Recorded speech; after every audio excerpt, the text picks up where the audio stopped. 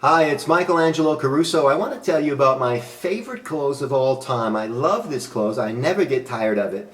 And it's been very, very effective for me as I try to capture people's attention when they call me to buy books, my audio programs, my video programs, my live training sessions. It's called the secondary question close. Now, if you've never heard of the secondary question close before, let me give you the basic premise. And then I'll give you something that you'll never forget about the secondary question close. It'll help you remember the name. I know sometimes all of these names of the closes can get confusing.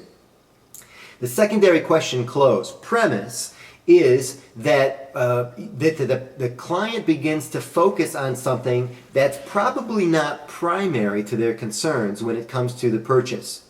In other words, it's a secondary issue or maybe even a tertiary issue. It's something that's not on the top headline, newsflash, number one concern of most people. It tends to be a more secondary concern. Now, I'll tell you how you'll never forget this.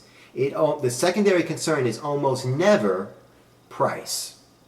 It's almost never price, which means the secondary concern is something else, a feature or benefit other than price. Like, for example, color of the product, model of the product could be a secondary issue. Delivery date could be a secondary issue. What day we do this could be a secondary issue.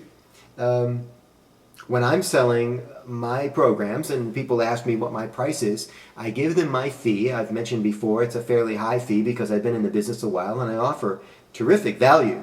And I'll quote this fairly big number, and as I quote it, and you know this rule, never quote a price without quoting a benefit, I always tell them that my fee is such and such plus expenses, and expenses include hotel and coach airfare. By the way, I like a hotel with an exercise room. That was the secondary issue. See, I don't tell them it's the secondary issue. They grab it as the secondary issue. So I'll say, my fee is such and then I say, and I like to have a hotel with an exercise room.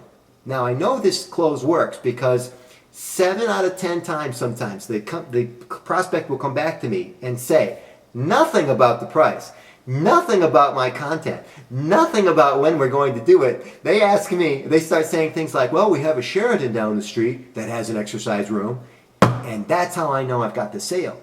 This secondary question, they're already working on the secondary part of it. The price wasn't an issue.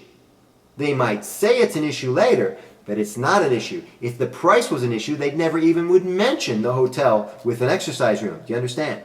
So the secondary question close is a fantastic way to get around the price issue and get them talking about the nitty-gritty of the deal. Use the secondary close. I think you'll enjoy it. It's a soft, kind way to close your prospect.